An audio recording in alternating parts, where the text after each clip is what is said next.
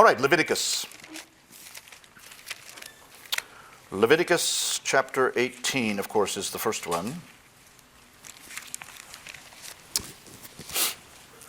It's always astonishing to me how Leviticus has become the most important book in the Bible now for people.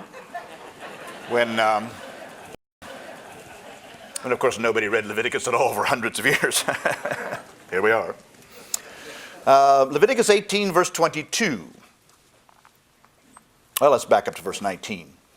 You shall not approach a woman to uncover her nakedness while she is in her menstrual uncleanness. You shall not have sexual relationship with your kinsman's wife and defile yourself with her.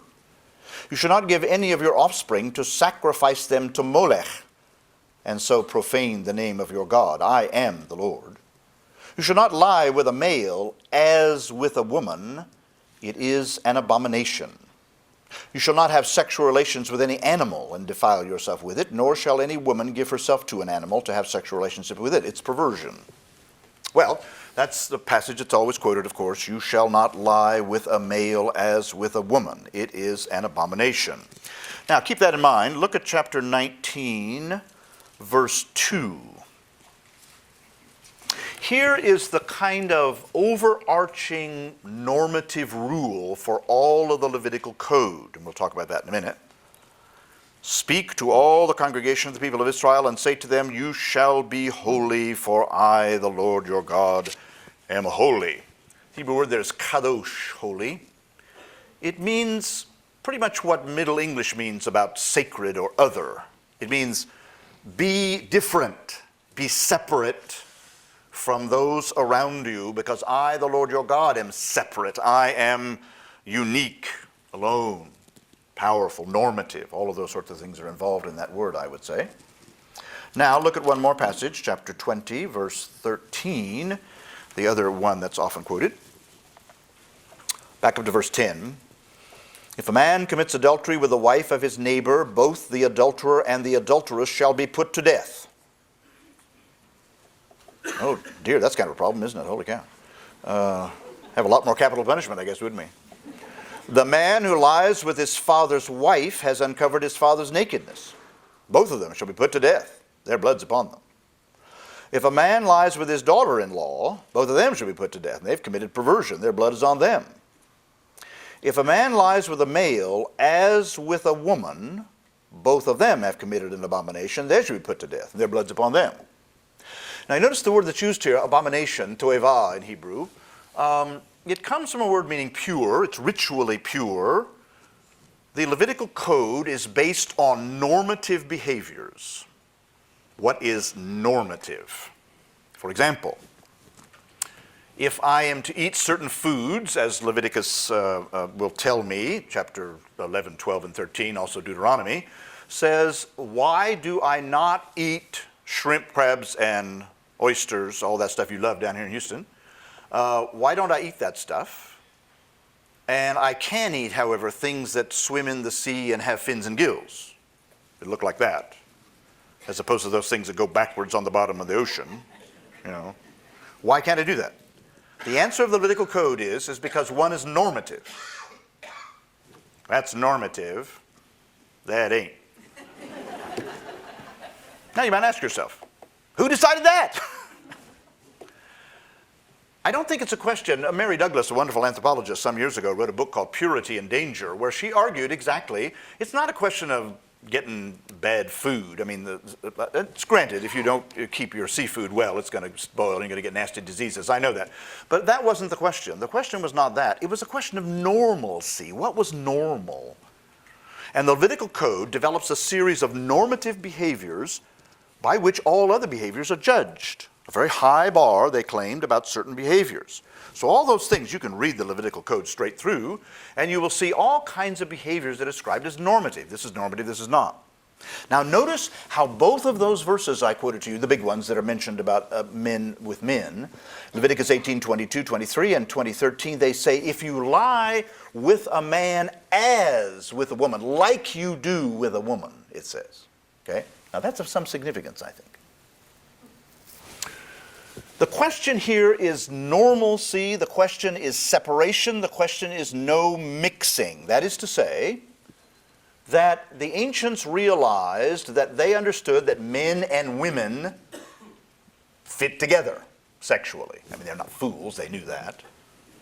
But more than that, they thought, because they were also patriarchal persons, they believed that men were dominant. That meant that men always controlled the sexual act, and a woman was always passive in the act. Now, whether or not this really was true, I don't know. I don't have the evidence for that one, you know. But the fact is, in the ancient world, you can see text after text in nearly every culture that talks about this. Men are in control of the sexual act, women are the passive ones. If I sleep with a man as with a woman, I treat the man as secondary, passive. That won't do. Men are dominant. So it isn't so much a question of this being somehow perverse to do this. It's a question that I break the moral code if I do this. I break the cultural code. I treat a man as if he were a woman. Oh, nothing could be worse than that. Have a man become a woman, for heaven's sakes, in a patriarchal culture. Why is it that Abimelech, when the king of Gerar is about to be killed, a woman tosses an upper millstone on his head and he's dying? He turns to his armor bearer and says, "Oh my gosh, kill me now. Before somebody's going to say, I was killed by a woman. If I die first, thrust me through with a sword." Nobody wants to be killed by a woman, after all. You see, the culture is so patriarchally dominant that for a man to lie with a man, it's not just perversion. It is to break the code. It's to break the patriarchal code. Now, that doesn't mean it's right or wrong. It means that it's culturally dangerous to do such a thing. So simply to quote this passage and say, well, that's the end of that, that's what it says, doesn't it, is also to buy into the whole Levitical code of normalcy. But friends, we don't do that, do we? I had shrimp last night. I broke the Levitical code. It's an abomination for me to eat shrimp. That's what it says. It's perversion to eat that stuff. It's not appropriate. It breaks the code. Now, you all know, if you've ever read through Leviticus front to back, holy cow, there are all kinds of odd things in there about this code, aren't there? If your child talks back to you, have him stoned to death, it says. What? Why? Because parents are dominant in the culture. Children have no rights. And so, if they're going to break the code by talking back to me, the powerful one, they got to be bumped off. That's what it says. You can't have society without it. Well, all this is to say, you see, that if I start quoting passages like this out of the context of the code, then what have I done? It's no better than proof texting. It's no better than saying I am a scholastic theologian. I just quote verses when I want to. No, this is in the context of a very specific way of thinking about the world, and I dare say none of us in this room thinks about the world like that at all. So let's not pretend. Let's not just quote and say, well, that's the end of that, thank you very much, bumper sticker stuff. No, this whole code thing is what makes these texts mean anything. It's just remarkable to me. And of course, right in the midst of the Levitical code, there is this famous line that you all know. You shall not hate in your heart anyone. This is chapter 19, verse 17. You shall not hate in your heart any one of your kin. You shall reprove your neighbor, or you will incur guilt yourself. Better tell your neighbor where to get off, because he's going to be in big trouble, you know, and then it's going to be your problem.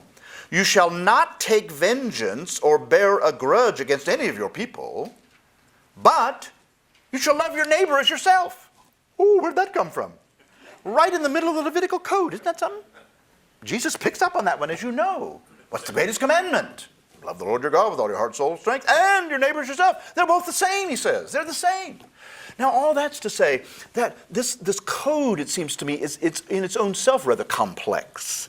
I wonder, I would love to hear discussions of a 5th and 6th and 4th century rabbinic council as they struggled with how to put these things into practice. How are we going to do this stuff? How can we do that? When it says this, love your neighbors yourself, you can see that, boy, there must have been struggles and struggles and struggles about how that worked. Now, simply to codify this as if it were kind of eternally true, outside of its context, I think is to make a serious mistake. And to turn these texts into something they were never intended to be, and that is universally the case.